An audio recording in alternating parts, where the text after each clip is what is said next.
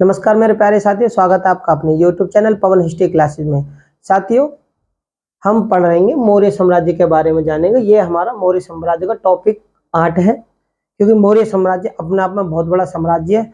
क्योंकि चंद्रगुप्त मौर्य से लेकर और वैदरथ तक का इसमें साम्राज्य की बातें हैं, तो एक दो वीडियो में ये कवर नहीं हो सकता। इसलिए जितनी भी वीडियो में कवर होगा, मैं उनके बारे में आपको विस्तार से हम जानते रहेंगे।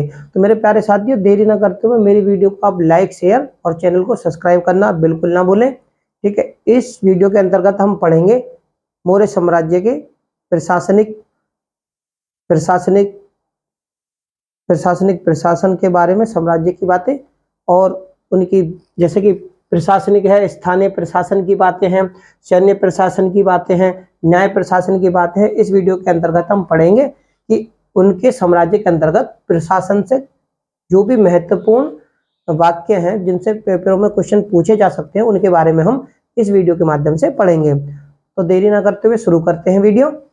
मौर्य साम्राज्य टॉपिक 8। ठीक है, इसमें क्या प्रांतीय प्रशासन की अगर हम बात करते हैं, प्रांतीय प्रशासन, तो क्या है, चंद्रगुप्त मौर्य के समय में चंद्रगुप्त मौर्य का जो प्रशासन था वो 4 भागों में बटा हुआ था।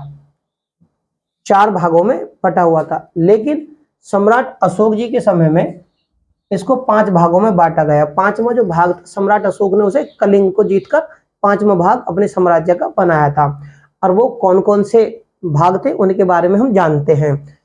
ठीक है, पहला जो भाग था वो उत्तरापथ, ये चंद्रगुप्त मौर्य जी के समय में था। लेकिन एक जो भाग 5वां भाग बढ़ा था वो था सम्राट अशोक का। ठीक है, तो कौन कौन से भाग थे इनके साम्राज्य के? उत्तरापथ, जिसकी राजधानी क्या थी? तक्षशिला। दूसरी अवंती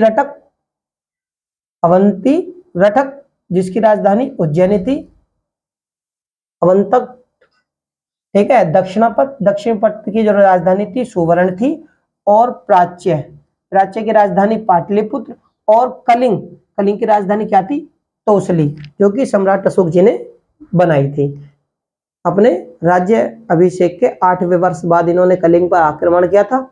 और आक्रमण करने के बाद जब कलिंग, उस युद्ध के दौरान 1 लाख आदमी मारे गए थे, 1.5 लाख बंदी बनाए गए थे, तो इनका हृदय परिवर्तन हुआ और फिर ये बौद्ध धर्म में चले गए थे। तो 5वां भाग इनके साम्राज्य का कलिंग था।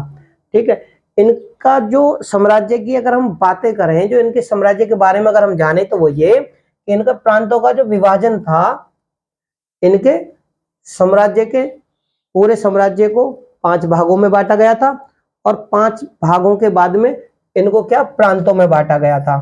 प्रांतों में जिस समय बांटा, तो उनमें प्रांतों को भी किन में?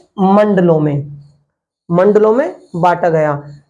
जिसका अधिकारी कौन होता था? परदेष्टा। मंडलों का जो अधिकारी होता था वो परदेष्टा होता था। लेकिन सम्राट अशोक के समय में कौन था?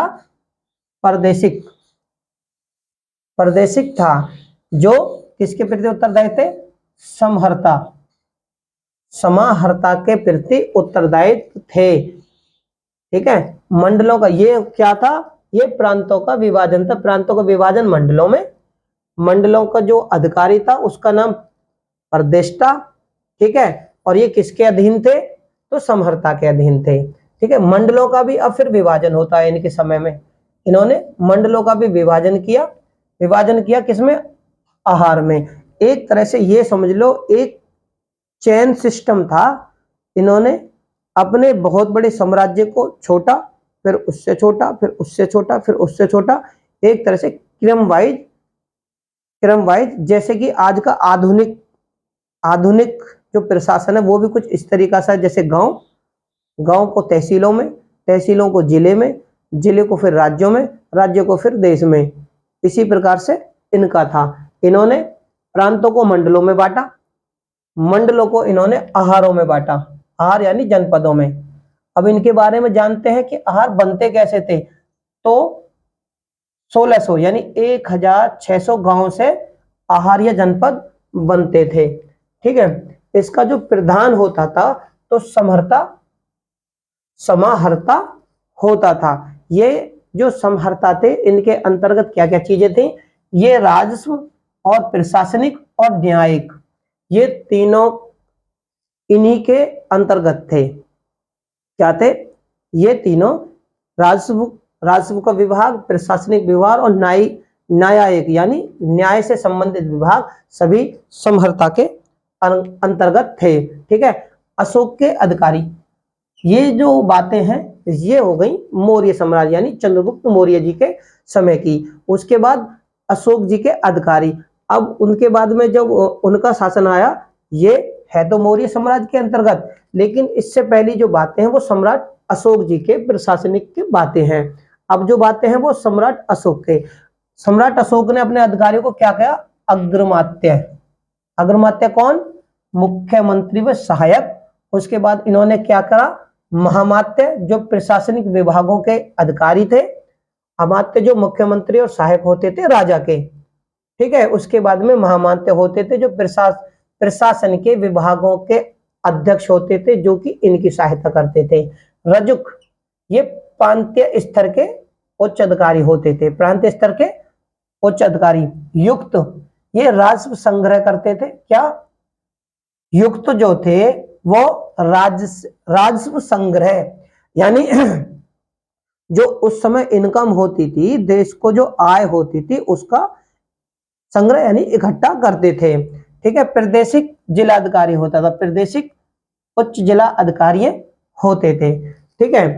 अब हम बातें करते हैं इनके स्थानीय प्रशासन के बारे में, जानते हैं इनका स्थानीय प्रशासन आखिर बना किन किन चीजों से था, किस प्रकार से ये मौर्य साम्राज्य इतना बड़ा हुआ और किस प्रकार से इन्होंने इसको बांटा हुआ था।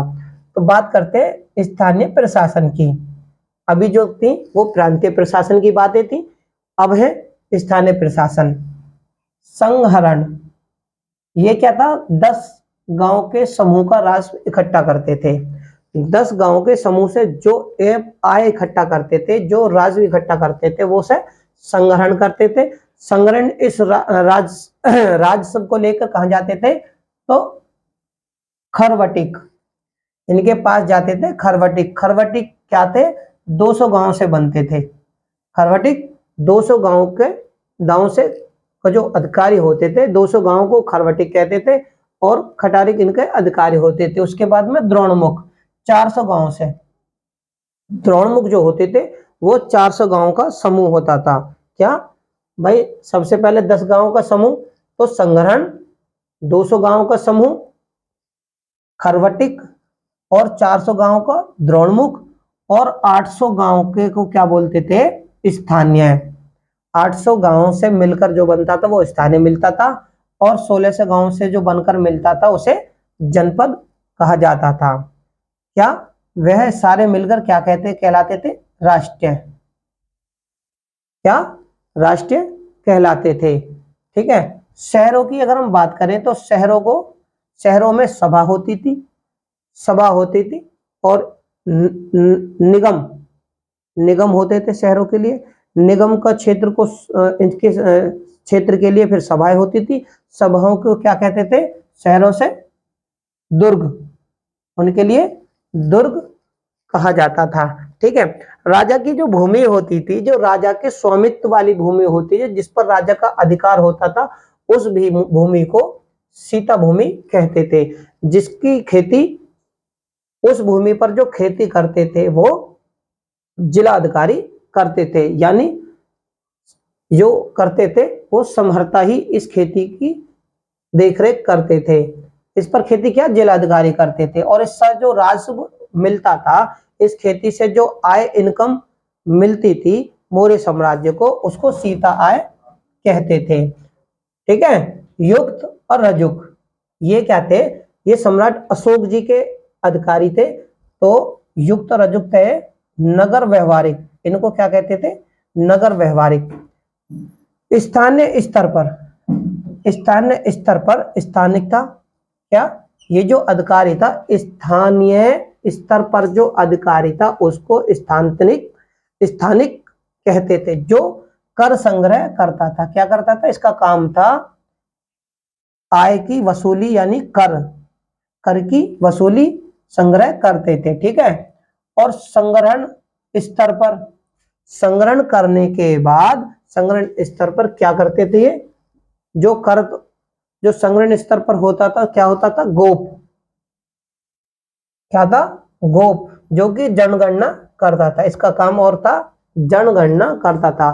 देखो सबसे छोटी इकाई क्या थी मौर्य साम्राज्य की, वो गांव थी। मौर्य साम्राज्य की सबसे छोटी इकाई गांव, और गांव के मुखिया को ग्रामणी कहा जाता था। मैगस्थनीज जो है ये अर्थशास्त्र के अंतर्गत, हम जानते हैं कि अर्थशास्त्र के अंतर्गत ये बातें हैं। मैगस्थनीज जो हमें जानकारी देता है जिलाधिकारी की, क्या कहते हैं, मैगस्थनीज। जो मैगस्थनीज थे जिन्होंने इंडिका लिखी वो कहते हैं एग्रोनोमोई। वो जिला अधिकारी को क्या कहते थे, एग्रोनोमोई।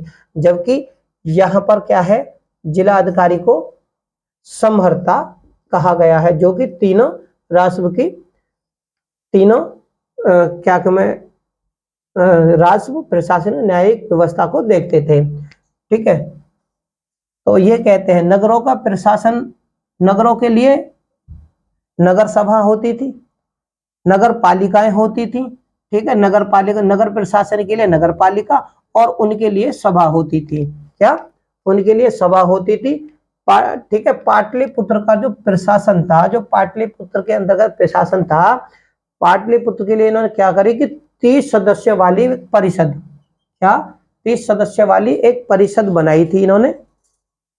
पाटलिपुत्र में इन्होंने 30 सदस्य वाली एक परिषद बनाई थी, जिनके सदस्य 5-5 सदस्यों वाली थी। वो क्या, 5-5 एक समिति में इन्होंने एक परिषद थी, 30 सदस्यों की एक परिषद थी। किसमें, पाटलिपुत्र के प्रशासन के लिए 30 सदस्यों की एक परिषद थी। उसमें 5-5 सदस्यों वाली 6 समितियां थी। क्या, 6 समितियां थी। अब देखो ये 6 समितियों को उन्होंने अलग अलग कार्य बांट दिए। मौर्य साम्राज्य में उन्होंने अलग अलग कार्य बांट दिए कि आप एक समिति का कौन कौन सा कार्य है। यानी पहली समिति का जो कार्य था, क्या, पहली समिति का जो कार्य था औद्योगिक विकास को देखना था, कि आप पहली समिति औद्योगिक विकास देखेगी, और दूसरी समिति विदेशी जो हमारे साम्राज्य में आते जाते हैं उन विदेशियों की देखभाल करेगी। ठीक है, तीसरी समिति क्या करती है, तीसरी समिति जनगणना और मृत्यु दर का पंजीकरण करती है। तीसरी समिति का जो कार्य था वो यही कि जनगणना, कितने आदमी हो चुके हैं साम्राज्य में, गांव में या फिर जिले में, उनकी जनगणना करना और मृत्यु दर का पंजीकरण करना, ये इनका कार्य था। चौथी समिति का कार्य व्यापार और वाणिज्य की देखरेख करना था। व्यापार और वाणिज्य को देखरेख करना चौथी समिति का कार्य था। पांचवी समिति का जो कार्य था वो कालाबाजारी को रोकना था।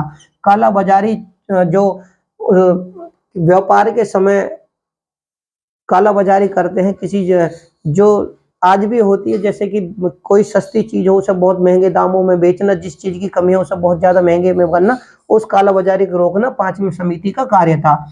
छठी समिति बिक्री कर, छठी समिति का जो कार्य था वो ये देखना था कि कहीं कोई वस्तु बिक्री कर, जितना साम्राज्य में, जितना प्रशासन ने, राजा ने मूल्य रखा है उससे कहीं कोई ज्यादा मूल्य पर तो नहीं बेच रहा, तो बिक्री कर कोई ज्यादा मूल्य पर खरीद रहा ना हो, बेच रहा ना हो, कालाबाजारी, ये छठी समिति का ही कार्य था।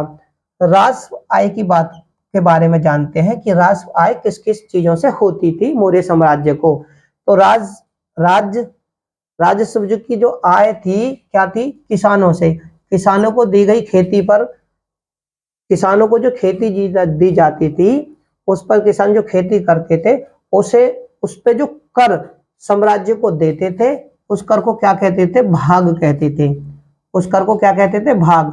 और राज्य के द्वारा जो किसान को सिंचाई की सुविधा उपलब्ध कराई जाती थी, जो सिंचाई की सुविधा उपलब्ध कराई जाती थी कुएं खुदवाकर या नहरों के द्वारा, जो प्रशासन के द्वारा इनको मदद दी जाती थी, उस पे जो कर लिया जाता था, सिंचाई कर जो उससे अलग से कर लिया जाता था, उसे उदय भाग कहा जाता था। यह उपज का 1/10 था। क्या, यह उस समय खेती का 1/10 लिया जाता था। चरागाहों से जो कर लिया जाता था, चरागाहों, ये प्रशासन की सामूहिक जमीन होती थी जिस पर क्या कहते पशुओं चरा करते थे। इस पे भी जो कर लिया जाता था, चरागाहों से जो कर लिया जाता था उस कर को क्या कहते थे, विविध कर कहते थे। लावारिस भूमि से भी कुछ आय होती थी। लावारिस भूमि जो रहती थी उससे जो आय होती थी, कि लावारिस भूमि का कोई स्वामी नहीं होता था, उस भूमि को करने के लिए प्रशासन की तरफ से जो व्यक्ति दिया जाता था, उस भूमि पर वो आय जो भी पैदावार करता था उसकी आय से जो इनकम होती थी या फिर जो आय वो लेते थे उसे परिकीर्ण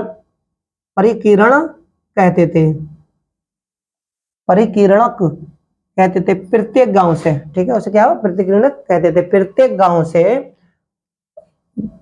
प्रत्येक गांव से यानी गांव से जो भी कर लिया जाता था, हर एक गांव से जो कर वसूला जाता था उसे ग्राम भत्य कहते थे। उस वसूलते थे उसे ग्राम भत्य कहते थे। क्या कहते थे? ग्राम भत्य।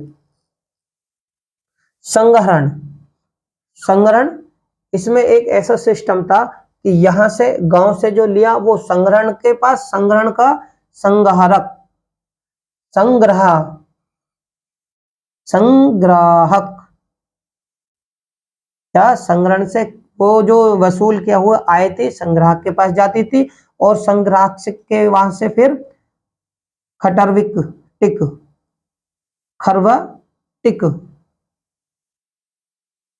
खरब टिक के पास जाती थी जो आय थी, और खरब टिक से वो द्रोणमुख जी के पास में जाती थी आय। द्रोणमुख जी के पास में जाने के बाद वो स्थानिक के पास में जाती थी। स्थानिक से वो आय यहां से जमा जनपद के लिए हो जाती थी, और जनपद से वो आय कोषागार में यानी समहर्ता जी के पास में जाती थी। और इसके अलावा बहुत सारे मौर्य साम्राज्य में अदर कर भी लिए जाते थे। विभिन्न कर कौन कौन से थे? इसके अलग भिन्न कर थे। परिवहन शुल्क यातायात के समय, जो भी उस समय यातायात चलते थे उनसे जो शुल्क लिया जाता था, वर्तनी शुल्क लिया जाता था। ठीक है। चुंगी कर, वहां पर जो चेक पोस्ट बनाए जाते थे, चेक पोस्ट बनाए जाते थे कि भाई इस जनपद से या उस जनपद या फिर इस गांव से उस गांव, जो भी वहां पर क्या कहते हैं सामान जाएगा, तो एक तरह से चुंगी बना दी जाती थी छोटी सी। उस चुंगी पर जो उस सामान के बदले शुल्क लिया जाता था उसे चुंगी शुल्क भी कहते थे। इसको क्या चुंगी शुल्क। और परिवेश्य निष्काम, आयात निर्यात की वस्तुओं पर जो कर लिया जाता था। क्या? आयात निर्यात की वस्तुओं पर जो कर लिया जाता था, कोई वस्तु जो मंगानी होती थी या उसे बाहर भेजना होता था, उस पर जो कर लिया जाता था परिवेश्य निष्काम कहा जाता था। परि का देय यह है संपत्ति कर। संपत्ति कर जो भी मनुष्य की संपत्ति पर साम्राज्य के द्वारा या प्रशासन के द्वारा जो कर लगाया जाता था उसे वरी का देकर कहा जाता था। इसके अतिरिक्त देखो, ये जो मैंने आपको कर बताए ये कर साम्राज्य के द्वारा, इसके अलावा भी साम्राज्य से क्या कहते प्रशासन को और भी जो आमदनी होती थी उसके लिए विभिन्न कर कौन कौन से थे वो उनके बारे में हमने पढ़ा। इसके अतिरिक्त भी और कर तो यहाँ प्रशासन लेती थी मौर्य साम्राज्य में, उनके बारे में क्या तोल पर भी इन्होंने कर लगाया हुआ था। क्या? कोई वस्तु अगर तुलने वाली वस्तु जो थी उस पर इन्होंने कर लगाया था 5% का, कि जो भी तोले की वस्तु होगी इस पे हम 5% यानी कि आम जनता से या व्यापारियों से लेंगे। ठीक है। नाप कर, कोई वस्तु अगर नाप कर दी जाती थी, जैसे कि नापने की अगर वस्तु आप देखें तो कोई भी नापना, तो जो भी चीज नपेगी वो मीटर में नपेगी, मीटर में नपने के बाद में उससे जो कर वसूला जाएगा वो उस कर की जो दर थी वो थी 6.25%। 6.25% गिनकर बेचने पर, यानी कि इन्होंने एक और भी कर था गिनकर, यानी कि कोई भी वस्तु अगर वो संख्या में ज्यादा है और उसे गिनकर 1 2 3 4 इस प्रकार से गिनकर बेचेंगे ना उसे, तो उसके बदले में भी कर था। वो कितना था? 9.08%। बेचने पर जो कर लिया जाता था वो था 9.08%। और माप तोल के मानक इकाइयों पर, यानी नापने और तोलने की जो मानक इकाइयां थी, नापने की चाहे वो गज के हिसाब से हो, मीटर के हिसाब से, या फिर किलो के हिसाब से हो, ग्राम के हिसाब से, माप और तोल में जो इकाइयां थी उनको क्या बोला जाता था मौर्य साम्राज्य में? पोतब। बिना भुगतान की गई मजदूरी। मौर्य साम्राज्य में बिना भुगतान, बिना पैसे दिए की गई मजदूरी को विशिष्ट, क्या विशिष्ट क्या बोला जाता था उसे? विशिष्ट या विष्ट, कभी कभी विष्ट भी बोला गया है, कहीं पर विशिष्ट भी बोला गया। आपातकालीन कर भी मौर्य साम्राज्य में लिया जाता था। जिस समय कोई भी युद्ध के समय आपातकालीन, या अकाल के समय आपातकालीन, ठीक है ना, या बाढ़ के समय आपातकालीन, या सूखा पड़ने के समय जो आपातकालीन की स्थिति होती थी, वहां से जो कर लिया जाता था उस समय, उस कर को क्या कहते थे? परणीय आपातकालीन कर। गांव से इकट्ठा कर को क्या बोलते थे? गांव से जो इकट्ठा कर किया जाता था उसको पिंड कर, क्योंकि आज भी पंजाब में गांव को पिंड ही कहा जाता है। इन गांव से जो कर इकट्ठा किया जाता था, जो राजस्व लिया जाता था, उसे पिंड कर कहते थे। किसानों से नगद कर, किसानों से कुछ ऐसी चीजें थी जो किसानों से नगद ली जाती थी कर के रूप में, तो उसे हिरण्य कर कहा जाता था। क्या? हिरण्य कर कहा जाता था। और जो किसान साग सब्जी वगैरह चीज बोते थे और राजा को उन्हें कर के रूप में देते थे, उसे कर नहीं, उसे भोग, उस कर को क्या कहा जाता था? उसे राजा को दिया गया भोग कर कहा जाता था। ठीक है, बात करते हैं न्यायिक प्रशासन की। भाई न्याय प्रशासन की बात करें तो न्याय का जो सर्वोच्च अधिकारी था वो राजा था। और अर्थशास्त्र के अनुसार वहां पर 2 प्रकार के न्यायालय थे, जिनमें 3 न्यायाधीश बैठते थे और न्याय करने के लिए आपस में विचार विमर्श करते थे। ठीक है, लेकिन कौटिल्य जी ने 5 प्रकार के दंडों का न्याय व्यवस्था के अंतर्गत व्याख्या की है कि यहाँ उस समय मौर्य साम्राज्य में कौटिल्य जी के द्वारा 5 प्रकार के दंड विधान उस समय न्याय प्रशासन में थे। ठीक है, तो यहाँ पर 2 प्रकार के न्यायालय मिलते हैं। क्या? यहाँ 2 प्रकार के न्यायालय मिलते हैं, धर्मस्थलीय और कंटक शोधन। धर्मस्थलीय धर्म के मामलों के जो न्यायालय थे, जिनके जो न्यायाधीश धर्मस्थल पुरोहित, ठीक है ना, और कंटक शोधन फौजदारी वाले न्यायालय होते थे। इनमें 3 क्या वो बैठते थे, जज साहब, एक तरह से न्यायाधीश, 3 न्यायाधीश बैठते थे, और वो किसी भी गंभीर अपराध, चोरी, फौजदारी, धर्म के मामलों की फिर वो आपस में निर्णय करके न्याय सुनाते थे। ठीक है, कौटिल्य जी ने 5 प्रकार के दंडों का न्याय के अंतर्गत विधान बताया है।